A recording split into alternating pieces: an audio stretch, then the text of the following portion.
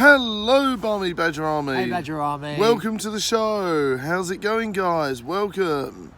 So today we're going to be talking about Strictly Come Dancing with the controversy, in their eyes, of course, with the viewers, of the same-sex dance routine by, do you remember the names, Nicholas? Graziano and Johannes. Okay. Now I could say their surnames as well, but I don't think I would say them correctly. So this is quite an interesting thing, you know, over 200 complaints from Ofcom, which I was quite shocked at. You know, come on, we live in a modern society now. Surely, I know it's like a long time, it's something like a long period of time where they've not done this on TV and it's the first ever time it's happened. But come on, surely people should be rejoicing and pleased and happy that this has happened. To be honest, I imagine they've probably had some plenty of positive comments as well. But 200 people, that's a lot of people to complain, Nick, isn't it? What are your thoughts on people complaining, and do you think it was just, or do you think people are just insane, and why the hell are they commenting, moaning about it? To be honest with you, the one thing I've learned a lot about this decade is we've learned who in life is going to push you forward and who in life is going to drag you back. This is true. And I think there's a lot of people out there who just seem to have this issue with society moving forward. That's right, you know? Yes, I get you. I'm the same. I really don't like people like that who are very negative and they're stuck in their ways. And there's a few people I know from back in the day, they still sort of act like they did in the 90s. And I'm like, come on now. It's time to evolve and change and enjoy the new lifestyles and enjoy the new people around us. Yeah, regardless of what the you can look at things that the Bible says this. There's a whole load of things that the Bible forbids, including jewelry, including eating bacon, including all sorts of things like that. But all they ever seem to pick on is homosexuality. I know, it's like, why are they doing that sort of thing? It's insane, isn't it? And as someone who has been threatened by someone regarding what my sexuality could be, is it okay to tell us about that a little bit? It was with an ex-student of mine, and he said that he. And because the thing is, I went to a single sex school back in the day. I went to an all boys school, and there was kind of talk if he was eventually at some point changing schools. This was a student that I used to tutor. He made a joke that if you go to a single sex school, it will turn you gay. What? Which is ridiculous. It's not prison. You can go and see people from outside. I think I made some joke of, oh well, if I fail with women, I know this isn't how sexuality works, but it was meant as a humorous and perhaps the same way his was, and all of a sudden he gets quite aggressive, saying if I'd come out as gay, then he would throw me out of his house and I wouldn't be his tutor anymore. Wow. That's a bit over the top, isn't it? Yes. What is going on with that? It's absolutely ridiculous, and it is purely people being stuck. People just being stuck. In old-fashioned ways, isn't it? In old-fashioned ways, It's like at the end of the day, it's meeting other people who are gay will not turn you gay. No. The amount of times in the 90s you did hear some really weird views on people about that sort of thing, and that's really strange. I'm really pleased, the noughties, as it were, and obviously this current decade has its fair share of problems, I grant you, but I'm so pleased that people's attitudes towards people of different lifestyle choices has changed immensely, and I think that's great. I think that's really good. It really is. I say this as someone who identifies more as aromantic than any other thing, which may slightly annoy people because it isn't really straight or gay. But I think aromantic's quite sweet, really. Yes. I think that. Why? Because I feel that.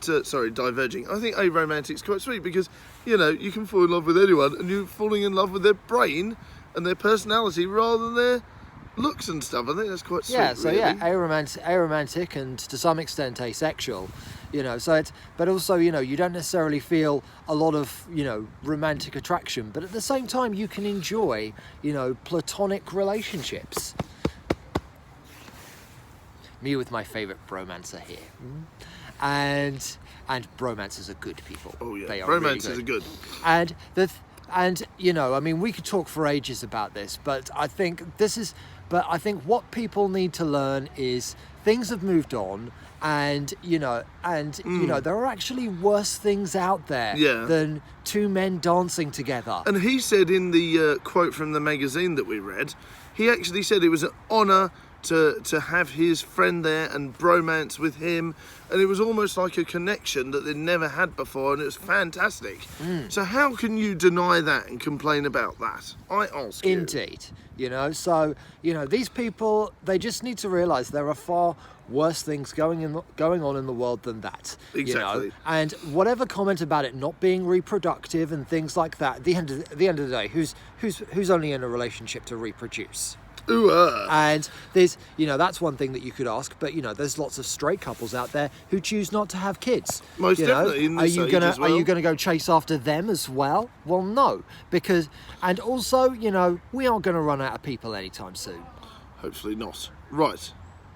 Soylent Green is people. But anyway, if you get that joke, let me know. Right, we are also going to be talking about International Man's Day, or Men's Day, or whatever you want to call it. Yes, International Men's Day. Of course, it's been, of course, in November we have Movember, so there's a lot of emphasis on men's health and things like that. Yes, very important. And yeah, it's, you know, it's not a time to talk about, you know, how men are better than women, in the same way that International Women's Day on the 8th of March isn't just to talk about how women are better than men. Exactly. You know, it's a chance to look at and reflect on yourself. You know, it's like there's a lot of there's a lot of behaviours out there. You know, it's the whole kind of like being stuck in old stereotypes. You know, exactly. Yeah. But at the end of the day, there's so much about everyone that isn't defined solely by their gender. Exactly. You know? Yeah. No, it's definitely their personality, of course. Indeed. You know, it's also good. It's also good for, you know, to start looking at ourselves. You know, and trying to be more open about what gets us. There's been so much talk about mental health, you know, and there's been. And which I think is fantastic. Most definitely, you know, very refreshing and very helpful. Indeed, you know, there's, you know, and that is more important. That is more important than, you know, trying to keep up a facade of manning up, which will never be a cool phrase, no matter how many times Piers Morgan says it. No, I mean, it's horrible. I don't really like the connotations with it at all. I really don't like it. I mean, it involves this sort of, you know, the way he says it and the way people react to it is, of course, like a matter of strength. And, you know, I don't really like that, because not everyone has strength and can just get through things and things like that. And I don't think anyone's capable of that anyway. I think everyone needs to talk through problems and things like that. It's a very old-fashioned attitude of wanting to, like, you know, be a specific strong person and things like that. You know how you get strong? By being able to talk to people and letting go of negativity. There you go. That's how you do it. That is where strength comes from letting certain things go. And if you are keeping things bottled up, you are not letting them go. Most definitely. Not good for you at all. Other things they talk about are awareness of male cancers. Most definitely. You know, largely because I think we kind of need to get to this stage where, you know, where it's like we can be open about things like that. I know it often feels like there's never a good time to talk about your bits. But at the same time, you know, and again, it might whole thing kind of like if you start talking about your bits, people are going to suddenly question your sexual orientation. Oh no, check yourself before you wreck yourself. Indeed. I don't know if we want to go into how you would do that, but yes, indeed, if you are unsure about male cancer and things like that, please do look up how to check yourself. And please, you know, and go to your doctor and be open. And yeah, it's because things like that are, you know, that is very important to do. Yeah, it's important. You don't even have to approach it in the gossipy way that some women do. No, most definitely not. You know, but it's important to you know, to be open and go to the right person about most it. Most definitely, you yeah. know? And as we say, you know, you're not letting things go if you're keeping them in. That's right, and you'll never get better of course, if you don't go to the doctors and sort it out. Indeed. Most So definitely. as you can tell, I mean, we always try to be very forward thinking here on the Badger Show. Most At the end of definitely. at the end of the day, we're using modern technology to get our message across. Most definitely. But note there's an irony in using modern technology to get old-fashioned ideas across. Yes, most definitely. So make sure you look after your brain, look after your meat and 2 veg, and make sure you talk to someone about any problems that you're having. And that goes for men, women, drag queens, people that identify as tables, everything. Indeed. So thank you very much for I'm watching. slightly worried. Is this we're at a table right now?